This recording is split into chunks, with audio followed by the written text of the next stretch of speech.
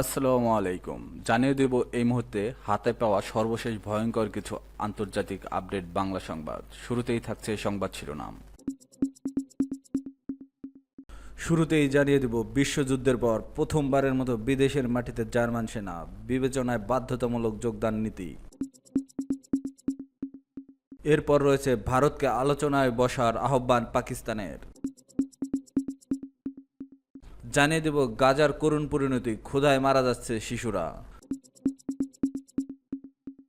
সর্বশেষ থাকছে গাজায় হিরোশিমা নাগাসাকির ধাঁচে হামলার আহ্বান মার্কিন কংগ্রেসম্যানের।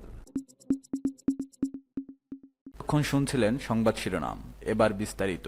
প্রিয় দর্শক, আপনি যদি এই চ্যানেলে নতুন হয়ে থাকেন, ভিডিওটি দেখতে দেখতে চ্যানেলটি সাবস্ক্রাইব করে আমাদের সাথেই থাকুন। বিশ্বযুদ্ধের পর প্রথমবারের মতো বিদেশের মাটিতে জার্মান সেনা, বিবেচনায় বাধ্যতামূলক যোগদান নীতি। দ্বিতীয় বিশ্বযুদ্ধের পর প্রথমবারের মতো সশস্ত্র বাহিনীর একটি স্থায়ী ব্রিগেড বিদেশের মাটিতে মোতায়েন করল জার্মানি। ব্রিগেডটি চলতি সপ্তাহে লিথুনিয়ার রাজধানী ভিলনায়াসে পৌঁছেছে বলে বৃহস্পতিবার জানিয়েছে জার্মান চ্যান্সেলর ফ্রেডরিক মার্চ। ভিলনিয়াসে এক সামরিক অনুষ্ঠানে আনুষ্ঠানিকভাবে জার্মান ব্রিগেড মোতায়েনের কথা জানান চ্যান্সেলর মার্চ। তিনি বলেন, আমাদের বাল্টিক মিত্রদের নিরাপত্তা মানেই আমাদের নিরাপত্তা। এদিকে শনিবার পৃথক সাক্ষাৎকারে জার্মান প্রতিরক্ষামন্ত্রী বরিস পিস্তরিয়স সংবাদ মাধ্যমে বলেছেন, সেনাবাহিনীতে পর্যাপ্ত স্বেচ্ছাসেবক না মিললে 2026 সালের শুরু থেকে বাধ্যতামূলক যোগদানের বিধি পুনরায় চালু করার বিষয়টি বিবেচনা করতে পারে জার্মানি। ইউক্রেনে রুশ আগ্রাসন শুরুর পর থেকে সামরিক শক্তি বৃদ্ধির উদ্যোগ নিয়েছে জার্মানি। দেশটির সশস্ত্র বাহিনী জানিয়েছে, আগামী কয়েক বছরে ন্যাটোর শর্ত পূরণে অতিরিক্ত 1 লাখ সেনার প্রয়োজন হবে। তবে পর্যাপ্ত স্বেচ্ছাসেবক না পাওয়া গেলে এই লক্ষ্য অর্জন কঠিন হয়ে উঠতে পারে। 2011 সালের সেনাবাহিনীতে বাধ্যতামূলক যোগদান বিধি বাতিল করলেও বর্তমান জোট সরকার নতুন করে বাধ্যতামূলক যোগদান বিধি চালুর সম্ভাবনার বিষয়ে ইতিবাচক ইঙ্গিত দিচ্ছে। যদিও পিস্তরিউসের সোশ্যাল ডেমোক্র্যাট পার্টি ঐতিহাসিকভাবে স্বেচ্ছাসেবক ভিত্তিক ব্যবস্থাকে অগ্রাধিকার দিয়েছে। রাশিয়াকে কেন্দ্র করে ইউরোপীয় রাষ্ট্রগুলোর নিরাপত্তা হুমকি ও ইউরোপের নিরাপত্তায় মার্কিন সংশ্লিষ্ট রাশের সম্ভাবনার মধ্যে এই পদক্ষেপগুলো গুরুত্বের সঙ্গে বিবেচনা করছে বিশ্লেষকেরা। দ্বিতীয়বার ক্ষমতায় আসার পর মার্কিন প্রেসিডেন্ট ডোনাল্ড ট্রাম্প বলেছেন, নিরাপত্তার জন্য ইউরোপীয় রাষ্ট্রগুলো নিজেদেরকেই মনোযোগী হওয়া উচিত। অন্যদিকে 3 বছরের বেশি সময় ধরে চলা রাশিয়া ইউক্রেন যুদ্ধে ইউরোপীয় মিত্রদের অনেকটা পাশ কাটিয়ে কূটনৈতিক পন্থায় যুদ্ধ অবসানের জন্য চাপ দিচ্ছে ট্রাম্প। এ অবস্থায় রাশিয়ার ভবিষ্যৎ হুমকি নিয়ে শঙ্কিত ইউরোপীয় নেতারা। পশ্চিমা দেশগুলোর সামরিক জোট ন্যাটো সদস্যদের মধ্যে সবচেয়ে বেশি ঝুঁকির মুখে রয়েছে 3টি বাল্টিক দেশ, এটা লিথুনিয়া, এস্তোনিয়া, লাটভিয়া। এই দেশগুলোকে মূল ন্যাটো ভূখণ্ডের সঙ্গে সংযুক্ত করে একমাত্র সোয়াকি গ্যাপ নামে পরিচিত একটি সরু করিডোর, যা রাশিয়া ও তার ঘনিষ্ঠ মিত্র বেলারুশের মাঝখানে অবস্থিত। সেনা মোতায়েনের বিষয়ে চ্যান্সেলর মার্চ বলেন, রাশিয়া কেবল ইউক্রেন নয়, সমগ্র ইউরোপের ভূখণ্ডে পুনর্নির্মাণের চেষ্টা করছে। লিথুনিয়ার প্রেসিডেন্ট গিতানাস নাউসেডা অভিযোগ করেন, রাশিয়া ও বেলারুশ ইতিমধ্যে লিথুনিয়ার সীমান্তে সামরিক মহড়া শুরু করেছে। নতুন জার্মান ব্রিগেডটি রুডনিনকাই শহরে অবস্থিত হবে এবং 2027 সালের মধ্যে পুরোপুরি কার্যকর হওয়ার কথা। এতে থাকছে প্রায় 4800 সেনা, কয়েকশো বেসামরিক কর্মী এবং সাঁজোয়া যানসহ প্রায় 2000 সামরিক বাহন। চ্যান্সেলর মার্চ বলেছেন, ন্যাটোর কোনো সদস্যের জন্য হুমকির কারণ হয়ে উঠলে তাদের স্মরণ রাখা উচিত, পুরো জোট তাদের একসঙ্গে প্রতিহত করবে। ভারতকে আলোচনায় বসার আহ্বান পাকিস্তানের। ভারতকে রাষ্ট্রীয় সন্ত্রাসবাদ বন্ধ করে কাশ্মীর সহ সব বিরোধীরা শান্তিপূর্ণ সমাধান অর্থবহ সংলাপে বসার আহ্বান জানিয়েছে পাকিস্তান। শনিবার জাতিসংঘ নিরাপত্তা পরিষদের এক উন্মুক্ত বিতর্ক সভায় ভারতের বক্তব্যের জবাবে এই আহ্বান জানান জাতিসংঘের পাকিস্তানের স্থায়ী মিশনের মানবাধিকার কাউন্সিলর সাইমা সেলিম। খবর জিও নিউজ। তিনি বলেন, ভারত বিভ্রান্তিকর তথ্য অস্বীকার ও সত্য বিকৃতির আশ্রয় নিয়ে আন্তর্জাতিক সম্প্রদায়কে ভুল পথে পরিচালিত করার চেষ্টা করছে। সাইমা সেলিম বলেন, কোনো বিভ্রান্তি সত্যকে ঢেকে রাখতে পারবে না। ভারত সরাসরি পাকিস্তানের বিরুদ্ধে সামরিক আগ্রাসনের লিপ্ত হয়েছে, বেসামরিক নাগরিকদের লক্ষ্য করে হামলা চালিয়েছে, বিশ্বজুড়ে সন্ত্রাস ও হত্যাকাণ্ডের পৃষ্ঠপোষকতা করছে। জম্মু ও কাশ্মীরের পেহেলগাম অঞ্চলে পর্যটকদের উপর হামলার পর মোদী সরকার পাকিস্তানের বিরুদ্ধে একতরফা অভিযোগ তুলে সিন্ধু জল চুক্তি স্থগিতের পথে হাঁটা, এমন অভিযোগ তুলে সাইমা বলেন, ভারত এমনকি সেই নদীগুলোর প্রবাহ বন্ধ করতে চাইছে, এগুলো পাকিস্তানের 24 কোটি মানুষের জীবনরেখা। তিনি বলেন, জল কোনো রাষ্ট্রীয় অস্ত্র নয়। ভারত যদি এই ঘটনার নির্দোষ হতো তবে একটি বিশ্বাসযোগ্য নিরপেক্ষ আন্তর্জাতিক তদন্তে সম্মত হতো, কিন্তু তারা তা করেনি। উল্লেখ্য, গত 22 এপ্রিল পেহেলগামে একটি পর্যটন এলাকায় হামলার অন্তত 26 জন নিহত হয়। ভারত এই ঘটনায় তাৎক্ষণিকভাবে পাকিস্তানকে দায়ী করে, যদিও কোনো সুনির্দিষ্ট প্রমাণ উপস্থাপন করতে পারেনি। ইসলামাবাদ এসব অভিযোগ প্রত্যাখ্যান করে।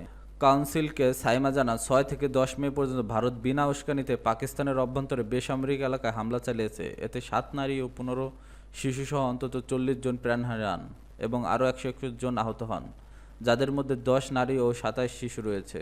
সাইমা সেলিম বলেন, ভারত যদি সত্যি শান্তিপূর্ণ ও সহাবস্থান ও আঞ্চলিক স্থিতিশীলতার বিশ্বাস করে তবে তার উচিত রাষ্ট্রীয় মদতপুষ্ট সন্ত্রাসবাদ বন্ধ করা, কাশ্মীরি জনগণের উপর নিপীড়ন থেকে বিরত থাকা এবং জাতিসংঘের প্রস্তাব ও আন্তর্জাতিক আইন মেনে চলা। তিনি আরও বলেন, কাশ্মীর ইস্যুর শান্তিপূর্ণ সমাধান ও প্রতিবেশী রাষ্ট্রের সঙ্গে সুসম্পর্ক বজায় রাখার একমাত্র পথ হল অর্থবহ সংলাপে ফিরে আসা।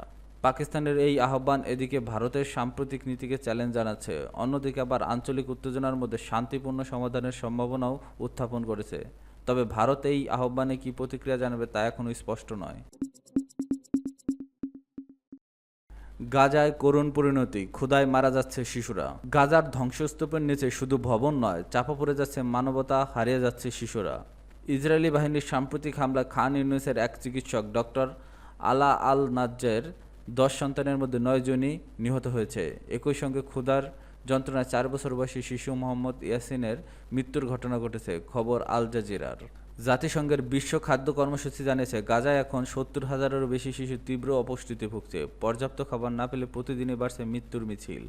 জাতিসংঘ মহাসচিব অভিযোগ করেছেন, ইসরায়েলে গাজার মানবিক সহায়তা প্রবেশের এখনও বাধা দিচ্ছে। বুধবার থেকে এখন পর্যন্ত মাত্র ১০০টি সহায়তার ট্রাক প্রবেশ করতে পেরেছে, যা ২ লাখ মানুষের প্রয়োজনের তুলনায় নগণ্য। গাজার স্বাস্থ্য মন্ত্রণালয়ের সবচেয়ে তথ্য জানা গেছে, চলমান যুদ্ধ শুরু হওয়ার পর থেকে অন্তত ৫৩,৯০১ জন ফিলিস্তিনি নিহত হয়েছেন এবং আহত হয়েছেন ১,২২,৫৯৩ জন।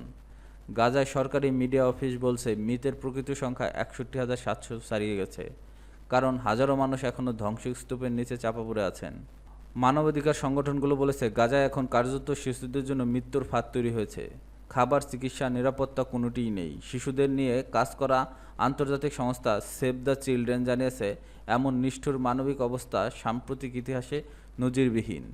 একজন ইসরায়েলি সামরিক মুখপাত্র জানিয়েছে, ডক্টর আলা আল নাজ্জারের পরিবারের ওপর হামলার ঘটনাটি তারা পর্যালোচনা করছে। তবে গাজা থেকে স্থানীয় কর্তৃপক্ষ বলেছে, শিশু হত্যা যেন ইসরায়েলি বাহিনীর একটি নতুন অভ্যাসে পরিণত হয়েছে। বিশ্ব সম্প্রদায়ের অনেকেই এ অবস্থায় নীরব দর্শকের ভূমিকা পালন করায় সমালোচিত হচ্ছেন। বিশ্লেষকরা বলছেন, যুদ্ধ যত দীর্ঘ হচ্ছে ততই ক্ষতিগ্রস্ত হচ্ছেন নারী ও শিশু। গাজায় হিরোশিমা নাগাসাকি ধাঁচে হামলার আহ্বান মার্কিন কংগ্রেসম্যানের। ফিলিস্তিনের অবরুদ্ধ গাজা উপত্যকায় পারমাণবিক হামলার আহ্বান জানিয়েছে মার্কিন কংগ্রেসম্যান র্যান্ডি ফাইন। মার্কিন প্রেসিডেন্ট ডোনাল্ড ট্রাম্পের দল রিপাবলিক পার্টির এই সদস্য সম্প্রতি ফক্স নিউজকে দেওয়া এক সাক্ষাৎকারে দ্বিতীয় বিশ্বযুদ্ধের উদাহরণ টেনে গাজায় হিরোশিমা নাগাসাকি ধরনের হামলার পক্ষে বক্তব্য দেন। সাক্ষাৎকার র্যান্ডি ফাইন বলেন, দ্বিতীয় বিশ্বযুদ্ধে আমরা নাৎসিদের সঙ্গে আত্মসমর্পণের জন্য আলোচনা করিনি, জাপানিদের সঙ্গেও নয়, বরং নিঃশর্ত আত্মসমর্পণের জন্য জাপানের উপর ২ বার পারমাণবিক হামলা চালিয়েছি। গাজাতেও আমরা একই রকম করা উচিত। তিনি ফিলিস্তিনের উদ্দেশ্যকে খারাপ আখ্যা দিয়ে বলেন, গাজায় সংঘাতের একমাত্র সমাধান হলো সন্ত্রাসবাদকে সমর্থনকারীদের নিঃশর্তে আত্মসমর্পণ।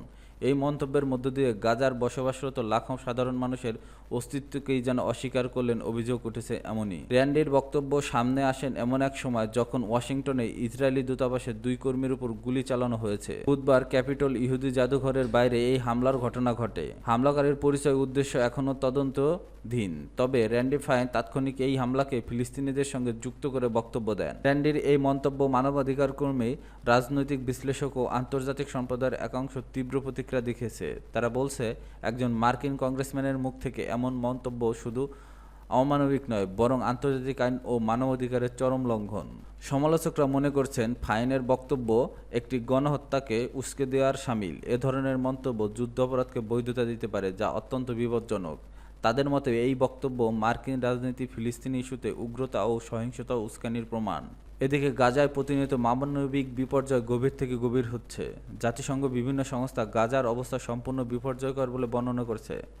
খাদ্য, পানি ও চিকিৎসার অভাবে তীব্র ঘাটতির মধ্যে মানুষ বেঁচে থাকার লড়াই চালিয়ে যাচ্ছে।